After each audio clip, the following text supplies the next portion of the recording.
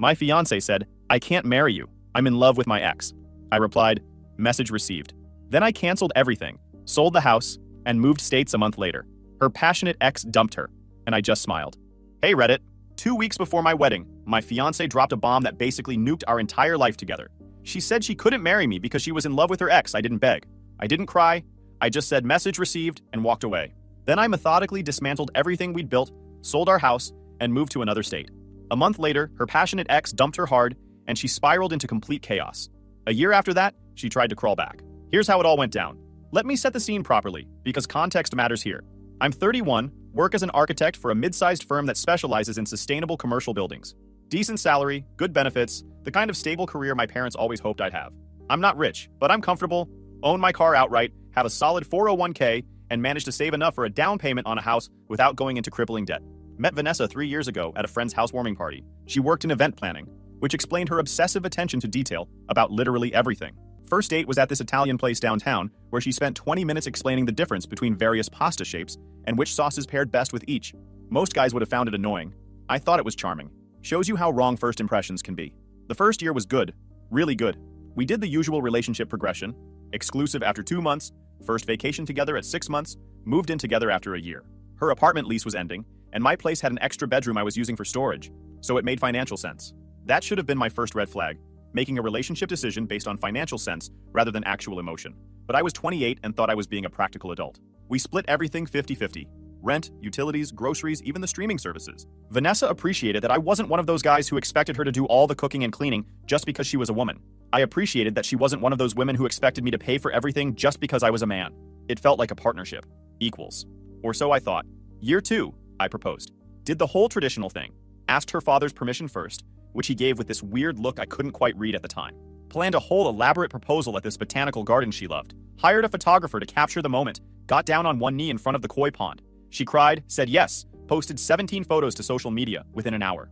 Her mother, Patricia, called me that night to say how relieved she was that Vanessa was finally settling down. The word settling should have bothered me more than it did. The engagement period was when the cracks started showing, but I was too busy with work and wedding planning to notice. Or maybe I noticed and ignored them, because I'd already committed, already bought the ring, already told everyone we were getting married. Sunk cost fallacy isn't just an economic principle. It's a relationship killer. Vanessa started spending more time with her college friends, particularly this group of women who all seemed to be either divorced or perpetually single. They'd have these wine nights where they'd sit around complaining about men, and Vanessa would come home afterward with this look on her face like she'd just been deprogrammed by a cult. She'd ask weird questions like, "Do you think people can be truly happy in marriage?" Or, "What if we're making a mistake?" I'd reassure her, think it was normal pre-wedding anxiety, and we'd move on. Then 6 months ago, we bought the house together. That was the big one. The real adult commitment that scared me more than the actual wedding. A 30-year mortgage is a lot more permanent than a marriage these days. But Vanessa was insistent. She'd been looking at properties for months, sending me listings, talking about neighborhoods and school districts, even though we didn't have kids yet. The house we bought was a 3-bedroom craftsman style in a decent neighborhood, about 15 minutes from my office. It needed work. The kitchen was straight out of 1987, the bathrooms needed updating, and the back deck was rotting in places, but it had good bones and was within our budget. We put down 20% to avoid PMI, split evenly between us. Both our names on the deed, both our names on the mortgage. Legally and financially entangled in a way that would be a nightmare to untangle. But that was the point, right? Commitment. Building a life together. All that stuff they tell you relationships are supposed to be. We spent weekends at Home Depot, picking out paint colors and cabinet hardware and light fixtures. Vanessa had opinions about everything. Strong opinions. The kind where if I suggested something she didn't like, she'd get this tight look on her face and say, "Well, if that's what you want," in a tone that clearly communicated it was not what she wanted, and I was an idiot for suggesting it. But there were good moments too. Painting the bedroom together on a Saturday, getting more paint on each other than on the walls, grilling in the backyard for the first time, even though the deck was sketchy, and I was half convinced we'd fall through lying on the living room floor after moving in all our furniture, exhausted but satisfied. Those moments felt real. They felt like building something solid. The place cards arrived on a Tuesday afternoon in late September. I remember because the afternoon sun was streaming through the bay window of the house we'd bought together 6 months earlier, hitting the hardwood floors at just the right angle. Those floors had been one of the selling points. Original oak from 1924, refinished to a perfect honey gold. I'd just finished assembling the final ridiculously complex bookshelf for our shared library, a project I'd been putting off for weeks because the instructions were in 3 languages, none of them particularly helpful. The scent of fresh pine and coffee hung in the air, mixing with the faint smell of paint from the guest bedroom I'd finished touching up that morning. It was one of those perfect, peaceful moments you mentally bookmark as a happy memory, the kind you think you'll look back on when you're old, Vanessa was at the dining table surrounded by wedding planning materials. 3 massive binders, each color-coded by category: venue, catering, decorations. Fabric swatches in various shades of cream and gold were pinned to a board sheet set up. A scattered rainbow of place cards covered every available surface, organized in some system that made sense only to her. She was meticulously writing out names in her elegant, looping cursive, the one thing she always said her mother ever taught her that was actually beautiful. Each card probably took her 5 minutes to complete, but she insisted on doing them by hand because printed labels were tacky. "Look at this, Blake," she said, holding up a card. "Mr. and Mrs. Henderson. It looks so official." I walked over, wiping sawdust from my hands onto my jeans, and kissed the top of her head. Her hair smelled like her shampoo, coconut and vanilla. "It is official," I said. 2 weeks. We're almost there." She smiled, but it didn't quite reach her eyes. I'd noticed that a lot lately. A distant look. A preoccupation I'd chalked up to pre-wedding jitters. I'm an architect. I understand stress. I figured it was just the pressure of finalizing 100 different details before the big day. "I was thinking," she said, her voice a little too light, "maybe we should have a separate kids' table after all. My cousin's twins are pretty energetic." "Whatever you think is best, honey. You're the CEO of Operation I Do." I went to make us more coffee. This was our life. The comfortable silences, the shared projects, the gentle teasing. We'd built this. The house, the future, the US. For 3 years, it had felt like the most solid construction of my life. More permanent than any building I'd ever designed. That night, the solidity turned to sand. I was in bed reading a novel on my tablet when she came in. She'd been quiet all evening, claiming a headache. She didn't get ready for bed. Instead, she sat on the edge of the mattress, her back to me. The weight of her body made the springs creak. "Blake?" Her voice was small and tight. "We need to talk." I put the tablet down. My heart did a little stutter step, the kind it does when you sense a sudden drop on a roller coaster you didn't know you were on. "Okay, what's up? Is it the venue coordinator again? Do I need to go down there?" "It's not the venue." She took a sharp, ragged breath. "It's everything." I sat up, leaning against the headboard. "What do you mean, everything? Talk to me." She turned then, and in the dim light from my tablet, I saw her face streaked with tears. My first instinct was to reach for her, to comfort her. I stopped myself. There was a wall there, invisible, but palpable. "I can't do this," she whispered. The words hit me like a physical blow. "I'm so sorry, Blake. I can't marry you." The world didn't shatter. It just stopped. The hum of the refrigerator faded. The clock on the nightstand went silent. There was only the sound of my own blood pounding in my ears. "What are you talking about?" My voice was eerily calm. "Is this cold feet? Because that's normal, Vanessa. Everyone says that's normal." She shook her head, tears falling faster now. "It's not cold feet. It's my heart. It's not in it. It's not in it," I repeated, the phrase feeling alien and stupid on my tongue. "We bought a house together. We have joint insurance. We're getting married in 14 days. Your heart has seemed pretty in it for the last 3 years." "I know," she cried, her voice rising in pitch. "I thought it was. I thought I was over him. I really did. But every time I look at these place cards, every time I taste the cake samples, every time I pick out a song for the first dance, I don't think of you and me. I think of him." The air left my lungs. Him. There was only one him that carried that weight. "Tyler?" I said, the name a curse in the quiet room. "The ex-boyfriend from before me? The one with the motorcycle and the reckless smile? The one who'd broken her heart and whose ghost I'd spent years patiently exorcising?" She nodded, a fresh wave of sobs racking her body. She was the picture of misery, but all I could feel was a cold, spreading numbness. "He reached out a few months ago," she said. "Just to talk," he said. "And we started talking and it all just came flooding back. The passion, the intensity. It was never like that with us, Blake. What we have is comfortable, it's safe, but with him I feel alive." Each word was a precise surgical cut. "So," I said, my voice still flat, devoid of the rage that should have been there. "Let me get this straight. For the past 4 months, while we've been planning our wedding, booking a venue, sending out invitations, buying a house, you've been emotionally involved with your ex-boyfriend." "It wasn't like that," she insisted. The classic refrain of the caught. "It just happened. I never meant to hurt you. I'm just so confused. I can't marry you when I'm in love with someone else. It wouldn't be fair to you." The hypocrisy was so vast, so breathtaking, that I almost laughed. The unfairness was the foundation of this entire conversation. I looked around our bedroom, at the photo of us in Costa Rica on the dresser, at the closet where her clothes hung next to mine, at the stack of wedding binders visible through the doorway. It all looked like a stage set now, a flimsy fabrication. The man I was 2 minutes ago would have begged. He would have listed all our happy memories. He would have promised to be more passionate, less safe. He would have fought for her. But that man was gone, dismantled by 6 sentences. I looked at her, at this woman who was crying because she was the one breaking her own heart by betraying me. I saw the entire pathetic narrative she'd built for herself, the tragic heroine torn between safe, reliable Blake and passionate, exciting Tyler. And I was done being a character in her story. I swung my legs out of bed and stood up. I felt incredibly calm, the kind of calm that comes after a diagnosis, when the worst has been confirmed and all that's left is the treatment. "Okay," I said. She stared at me, her sobs hiccuping to a stop. "Okay? What does that mean?" "It means I understand," I said, walking toward the door. "You're in love with Tyler. You can't marry me. Message received." Blake, wait. She scrambled off the bed. Aren't you going to say anything else? Aren't you angry? Yell at me or something. I paused at the doorway, my hand on the frame. I looked back at her, at the stunned confusion on her tear-stained face. She had expected drama. She had expected a scene worthy of her grand tragic dilemma. I gave her nothing. What would you like me to say, Vanessa? You've been very clear. You think what we built is comfortable? You think he makes you feel alive? I'm not going to beg you to see value in a life you've already decided to throw away. I turned and walked down the hall toward the spare room, the floor cool beneath my feet. Behind me, I heard a choked cry. I didn't look back. The first phase was over. The demolition had begun. I didn't sleep that night. Couldn't if I'd wanted to. My brain had shifted into pure analytical mode. The same mode I use when a building design isn't working, and I need to tear it down to the studs and start over. I sat in the spare room, my laptop open, and started making lists. That's what I do when a structure needs to come down. I plan the sequence carefully. Remove the wrong support beam first, and the whole thing collapses on top of you. Remove them in the right order, and you walk away clean. First list, wedding vendors to cancel. I opened the shared planning folder Vanessa had meticulously organized over the past 8 months. Every vendor, every contract, every deposit payment, all laid out in color-coded spreadsheets. The woman was nothing if not organized. The irony of using her organizational system to dismantle our wedding wasn't lost on me. Venue, the historic gardens, $8,000 deposit, $12,000 remaining balance due, 2 weeks before the wedding. I'd be losing that $8,000, but better to lose money than lose my mind. Caterer, gourmet affairs, $3,200 deposit for a menu. Vanessa had spent 3 tasting sessions perfecting. She'd insisted on having both past appetizers during cocktail hour and a 3-course plated dinner. Our wedding guests deserve a real meal, not some cash bar with chicken fingers, she'd said. Well, our wedding guests were about to deserve nothing, because there wasn't going to be a wedding. Photographer. Some guy named Jonathan who charged $2,800 for 8 hours, and 2 photographers Vanessa had his work all over a Pinterest board.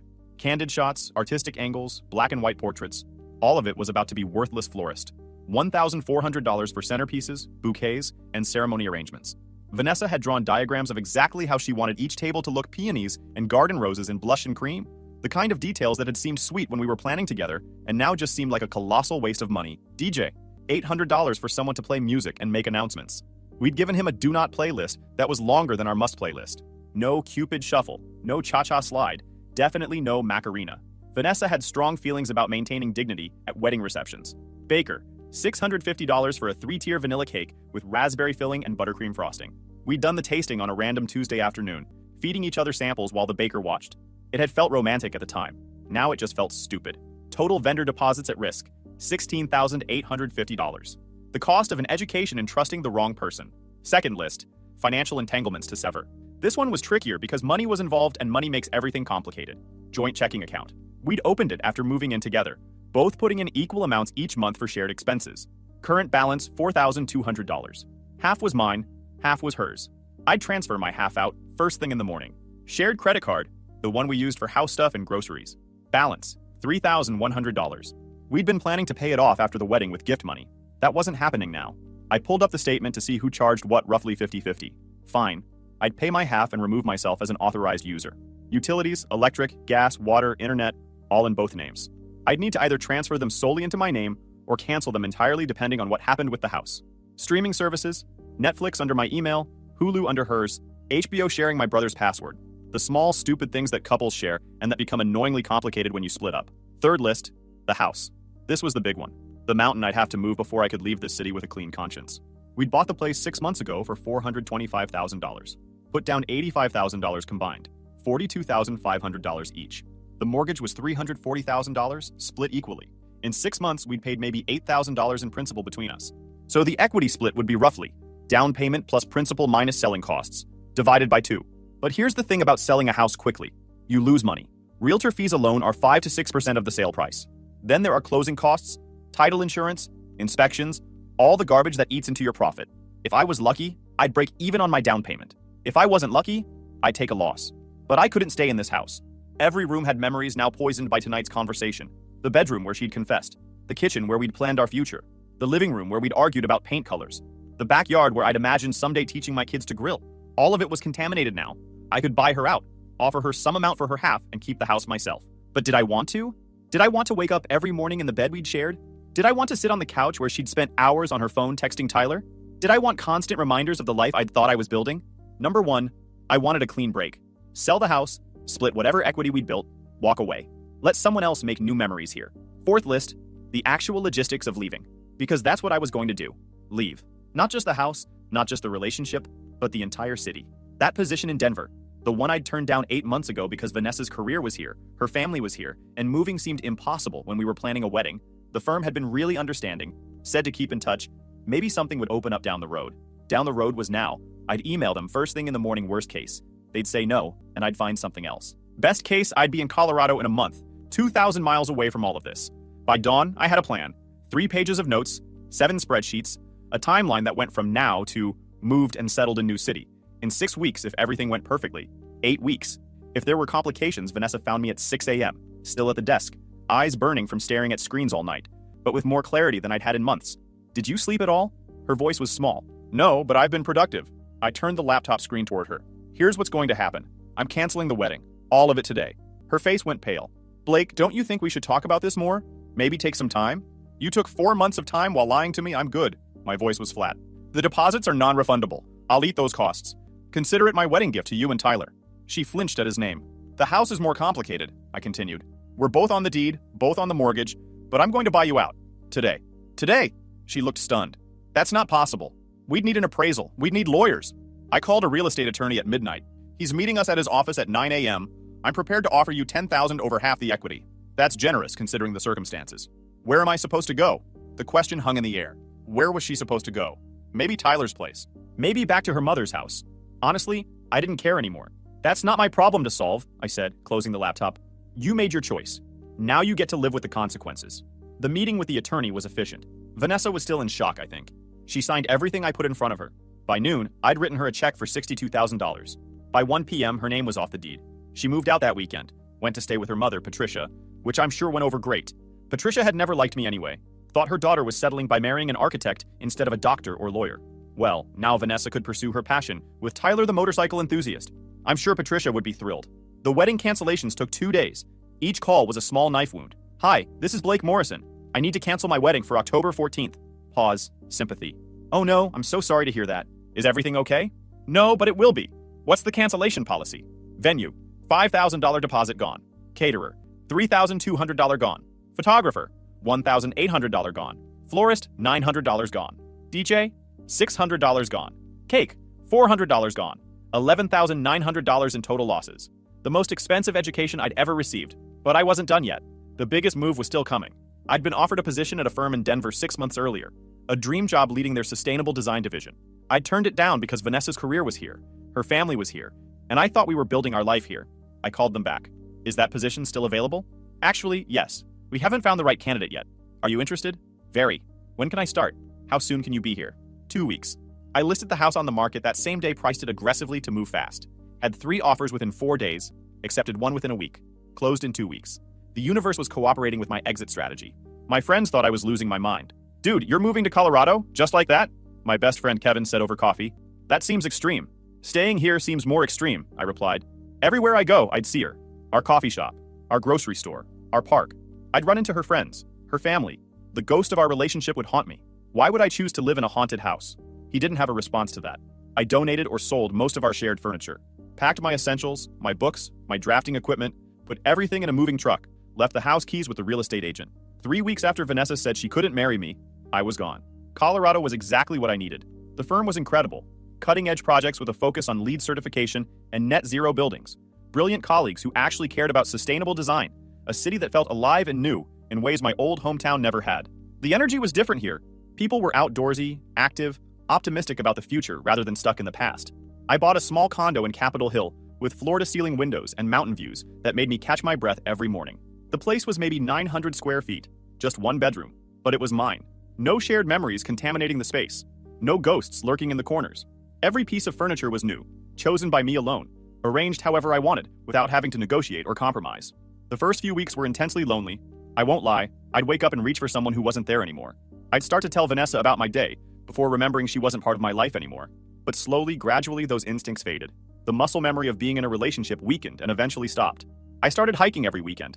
Colorado has 58 peaks over 14,000 feet. They call them 14ers. And I made it my mission to summit as many as possible.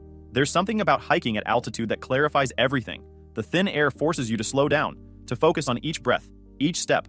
You can't think about relationship drama when you're at 13,000 feet and your lungs are burning. You're just trying to survive and keep moving forward. Good metaphor for life, really. I made new friends through the hiking group I joined. People who knew me as Blake the architect, not Blake the abandoned fiancé. People who didn't know about Vanessa or Tyler or any of the drama. They knew me as the guy who always brought good trail snacks and could identify rock formations. Clean slate. Fresh start. The work was challenging in the best possible way. I was leading the design on a massive mixed-use development that would combine residential, commercial, and green space in a way that minimized environmental impact, the kind of project I'd dreamed about working on since architecture school. My old firm had been competent but conventional. This new place was pushing boundaries, trying new things, actually innovating instead of just copying what had worked before. I didn't check Vanessa's social media. I blocked her number and her email. Clean break, complete severance. I told Kevin he could give me updates if there was something truly important, but otherwise I didn't want to know. Didn't want to hear about her life, her struggles, her choices. She'd made her decision. I'd made mine. Both of us had to live with the consequences. The first update came about a month after I moved. Kevin's text was brief. Tyler dumped her. Thought you should know. I stared at the message for a long moment. Tried to find some satisfaction in it. Some vindication. All I felt was a mild curiosity, like hearing about a stranger's bad day. I texted back, thanks for letting me know. That was it. No follow-up questions. No request for details. Just acknowledgement of information received. Kevin called me 5 minutes later. Me 5 minutes. Dude, that's all you're going to say? The guy dumped her after a month. 1 month. She blew up your entire life for a guy who dumped her after 30 days. And don't you feel vindicated? Justified? Something? Kevin, I moved on. What she does now? What happens to her? Who hurts her? It's not my story anymore. It's hers. There was a long pause. That's cold, man. No, it's healthy. Cold would be enjoying her suffering. I just don't care enough to feel anything about it. But Kevin kept updating me anyway. Couldn't help himself. Apparently, Tyler had never intended anything serious. He was just bored. Reached out to his ex for fun.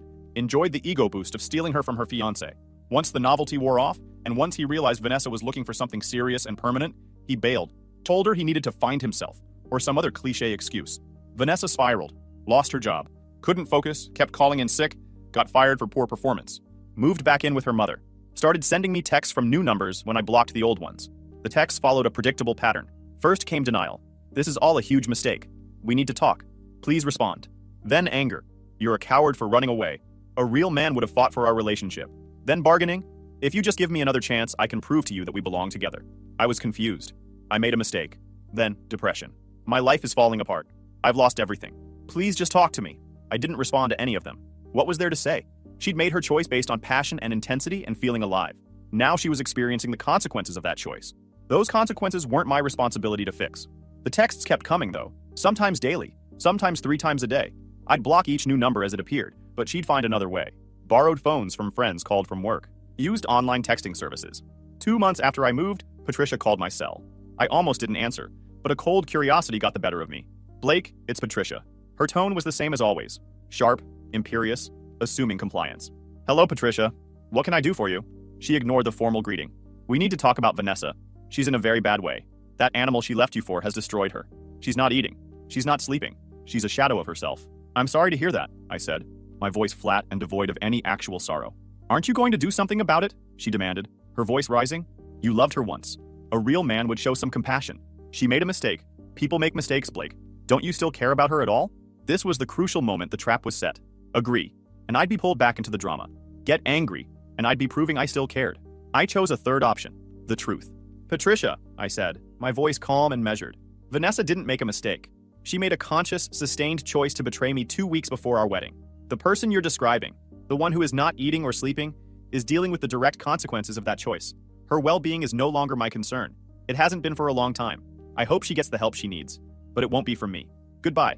I hung up on her sputtering protests. That, I knew, would be the final straw for Vanessa. The calm, unassailable logic was a weapon she couldn't fight. It denied her the emotional explosion she needed to feel validated. It took less than 24 hours for the mask to fully slip. A final text blazed onto my screen from yet another unknown number. You are a cold, heartless person. You never really loved me, or you would have fought for me. You just gave up and ran away. You're a coward. I'm glad I didn't marry you. There it was. The true colors blazing with bitter, hypocritical fire. She had rewritten history entirely in her mind. I was the villain for not begging her to stay after she told me she loved another man. I was the coward for not fighting for a relationship she had already destroyed. I didn't block the number. I simply deleted the message. She had finally shown the last card in her hand, and it was worthless. She had no power left. Life in Denver was good. Really good. The kind of good that makes you realize how unhappy you'd been before without knowing it. Work was challenging in the best way. I was leading the design on a net zero office building that would be one of the most sustainable structures in the state. The project consumed my days in the most satisfying way possible. Pure problem solving, creative thinking, building something that would last. I joined a hiking group and started tackling 14ers on weekends. There's something clarifying about standing on a mountain peak at 14,000 feet, the world spread out below you, your lungs burning with thin air, your legs shaking from exertion. You're reminded of what actually matters. And your ex-fiancé's drama doesn't make the list. I dated casually, nothing serious, nothing heavy, a few dinners here, a concert there. It felt good to remember I was a person capable of being wanted, not just someone who'd been discarded. The months rolled by. Fall turned to winter. I learned to ski. Winter turned to spring. I bought a road bike and started cycling the mountain passes. Spring turned to summer. I got promoted to senior design lead. A full year after signing the house transfer papers, my new firm sent me back to my old city for a major client presentation. It was my first time back. The city felt smaller somehow, like a suit I'd outgrown. The presentation was a success. Afterward, as I was packing my laptop, my phone vibrated. It was my lawyer from the house sale. The final paperwork, some tax document we'd missed, was ready for my signature. I could sign it electronically, or I could stop by his office, which was just a few blocks away. Before my flight. I chose to stop by. I wanted every last thread severed. As I walked out of the sleek high-rise, document in hand, I felt a sense of profound closure. The chapter was officially, legally over. I decided to grab one last coffee from the place Vanessa and I used to go on Sundays. Not for nostalgia, but as a kind of exorcism, one final ghost to banish. I was standing at the counter, waiting for my order, when I felt a presence behind me. A familiar scent of coconut and vanilla, now soured by a note of stale cigarettes. Blake? I turned. It was Vanessa. She looked worn. Her clothes were trendy but cheap, fast fashion imitations of her old style. Her eyes had a frantic, hungry look, and there were new fine lines around her mouth. The vibrant woman I'd proposed to was gone, replaced by someone harder, more desperate. Vanessa, I said, my voice neutral, as if acknowledging an acquaintance. I can't believe it's you. She clutched her purse strap like a lifeline. My mom said you were in town for work. I was hoping I'd run into you. I doubted that was a coincidence. Well, here we are. Can we talk? Just for a minute, please? The plea in her voice was raw. I looked at my watch. My flight wasn't for 3 hours. I felt no anxiety, no anger, just a weary desire to complete this final piece of business. All right, 5 minutes. We took a small table in the corner. She clutched her latte with both hands, as if for warmth. You look good, she said, her eyes scanning me. I was wearing a well-tailored suit. I was tanned from weekend hikes. My posture was no longer that of a man carrying the weight of a failing relationship. I looked like what I was, successful and at peace. Thank you, I said. You wanted to talk? The dam broke. It was a rehearsed monologue, full of the self-pity I'd heard in her voicemails and texts. My life is a mess, Blake, a complete mess. I lost my job. I'm waiting tables now. Tyler was a con artist. He maxed out my credit cards before he left. I'm living with my mom and it's humiliating. I see our friends sometimes, and they look at me with such pity. She looked at me, her eyes begging. I lost everything. My job, my friends, my home. You were my real life, Blake. I was an idiot. A scared, stupid idiot. She reached across the table like she was going to take my hand. I pulled back slightly. We can start over, can't we? Her voice cracked. We can get back what we had. I took a slow sip of my black coffee. I let her words hang in the air. Let her see that they had no effect on me whatsoever. Vanessa, I said, my voice calm and firm, like a teacher explaining a simple concept to a slow student. What we had is a memory, and not a particularly good one. Her face crumpled. You see, you didn't just break my heart 2 weeks before our wedding. You showed me that the woman I loved was a fiction. The real you was capable of a cruelty and a selfishness I couldn't have imagined. She opened her mouth to protest, but I held up a hand, not harshly, but with definitive finality. And for that, I continued, I'm actually grateful. It forced me to build a life I truly love. A life that isn't built on the shaky foundation of someone else's whims. I don't hate you. I don't wish you ill. But I also don't think about you. You're a closed file.